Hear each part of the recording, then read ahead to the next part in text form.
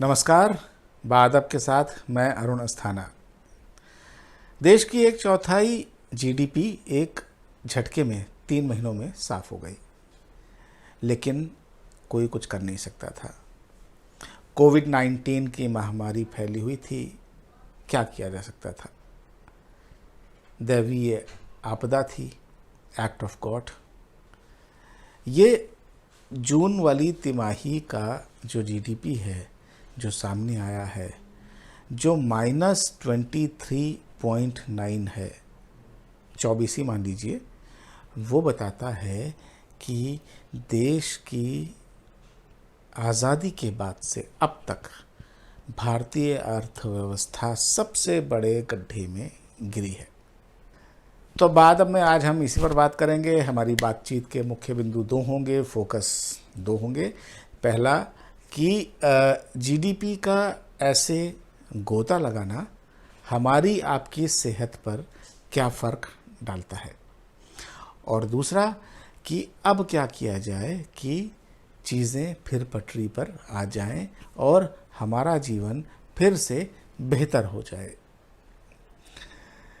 इस मामले पर आज हमारे साथ हमारे मेहमान हैं, हमारे पुराने दोस्त और वरिष्ठ आर्थिक पत्रकार नितिन प्रधान, जिनसे हम बस थोड़ी ही देर में बात करेंगे।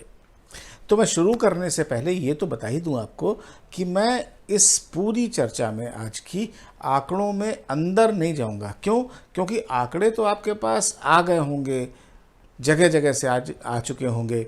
आप अगर ख़ास तौर पर डिजिटल मीडिया का इस्तेमाल करके अखबार मैगज़ीन्स देखते होंगे, ख़बरें देखते होंगे, तो आपको ये सारी जानकारी तो मिल चुकी होगी। हाँ, अगर सिर्फ टेलीविज़न चैनल देखते होंगे, चाहे घर में अपने टेलीविज़न पर न्यूज़ टेलीविज़न देखते होंगे या डिजिटल मीडिया पर भी जा कर के न्यूज़ टेलीविज़न चैनल्स ही देखते होंगे, तो आपको कुछ नहीं मालूम चलेगा। क्योंकि इन चैनल्स के लिए, जो हमारे देश के समाचार चैनल हैं, जो न्यूज़ चैनल हैं, उनके लिए ये सब बेकार की खबर है। उनके लिए खबर का मतलब कुछ और है। तो आपको अगर देश की इस आर्थिक दुर्दशा का हाल जानना हो, आंकड़ों में गहरे उतरना हो, तो और इस तरह की जितनी भी ज़रूरी और दुनिया भर से जुड़ी हुई चीज़ें हैं, उनके बारे में जानना हो, तो आपको पढ़ना होगा, चाहे डिजिटल स्पेस पर जाकर ही पढ़ें। सबसे पहले हम ये जानने की कोशिश करते हैं कि जीडीपी से हमारा क्या रिश्ता है, और अगर जीडीपी पर कोई संकट आता है तो क्या हमारे ऊपर भी कोई संकट आता है। और इसके लिए, जैसा मैंने कहा था, कि हम बात करेंगे अब नितिन प्रधान से।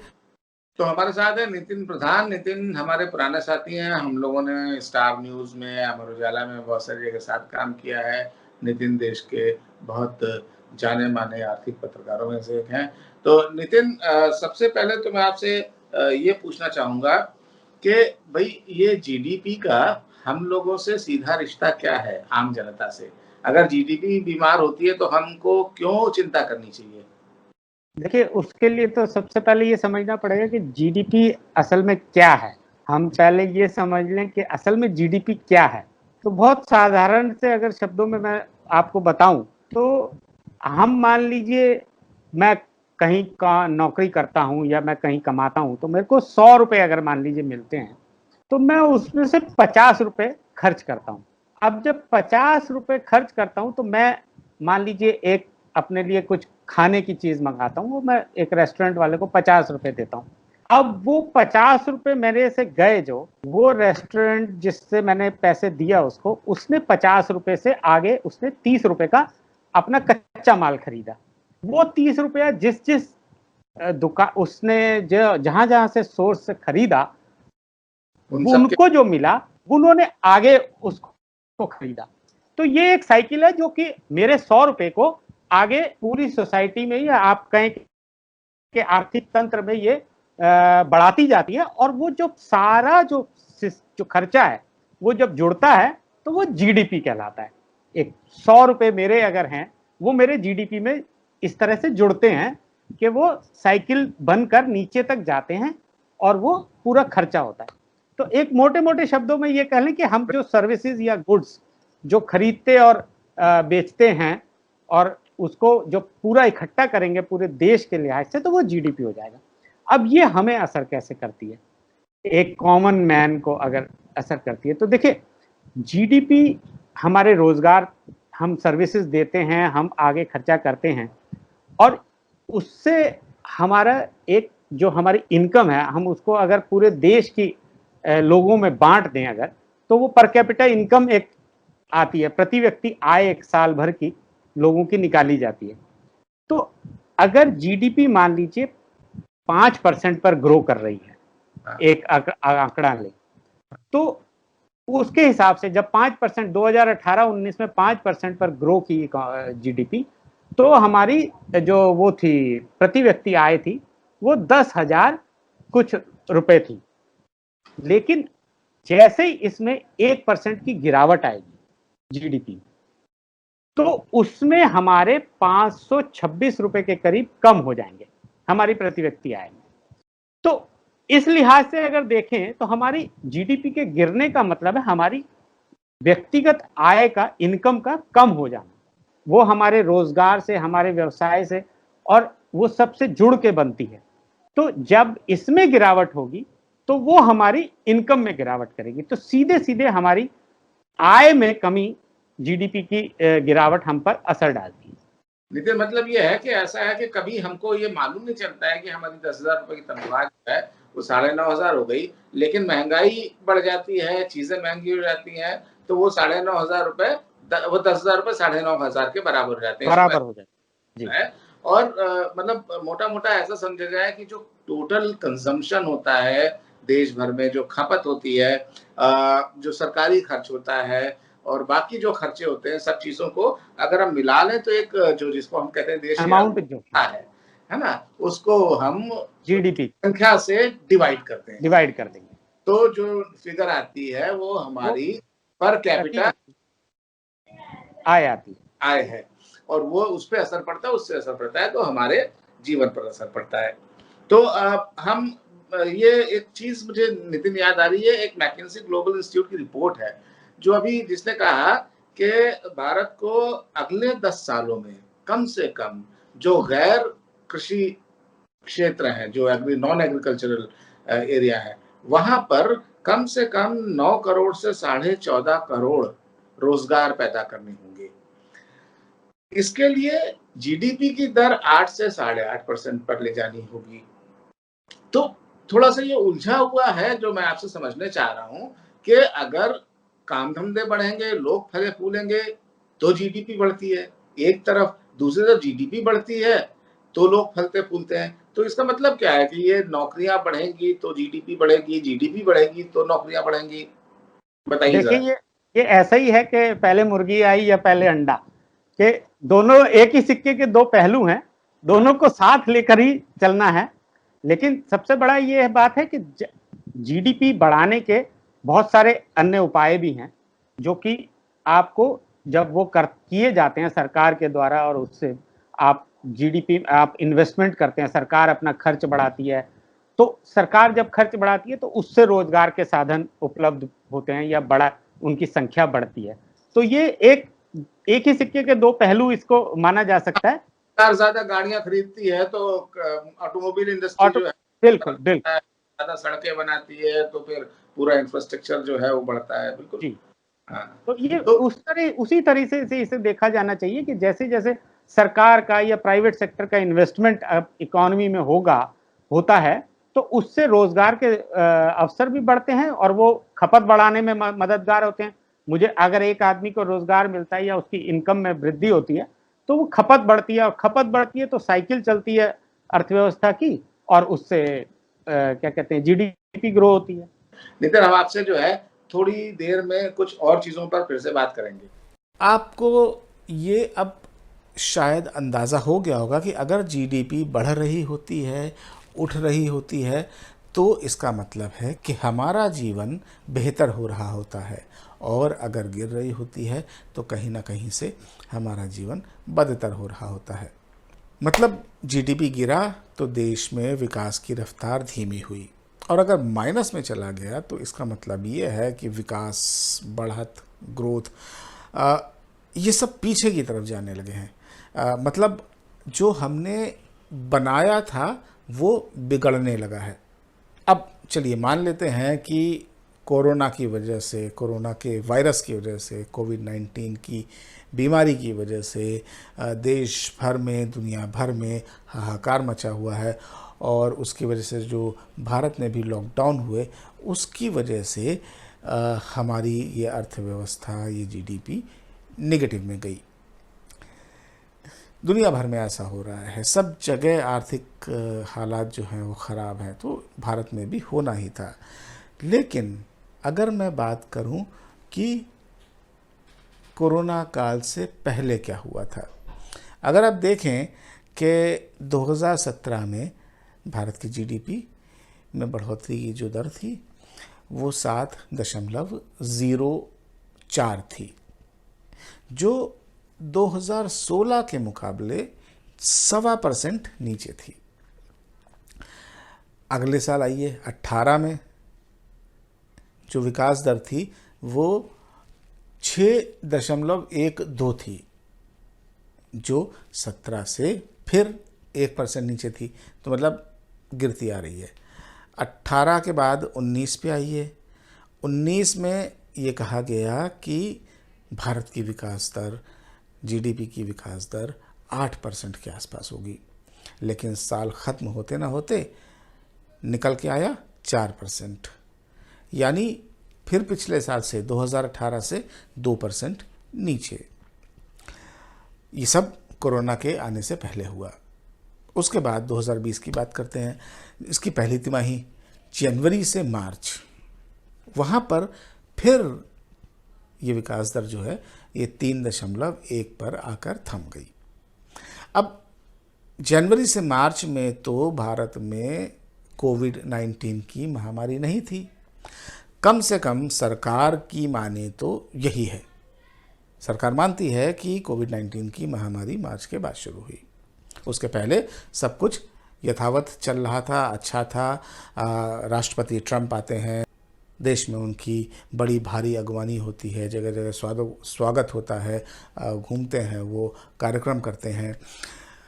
इसके अलावा राजनीतिक गतिविधियाँ भी चलती रहती हैं, सरकारें बनती हैं, सरकारें बिगड़ती हैं, तो ये सारी चीज़ें चलती रहती हैं। मतलब ये कि सरकार को उस समय तक ये मालूम था कि देश में इस तरह का कोई भारी दिक्कत नहीं है।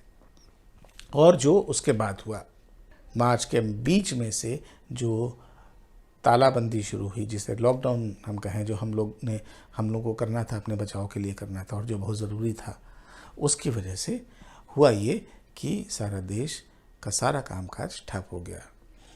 और अगले 2 महीने जो ये बंदी रही, इसकी वजह से ये ग्रोथ -23.9% पे आई।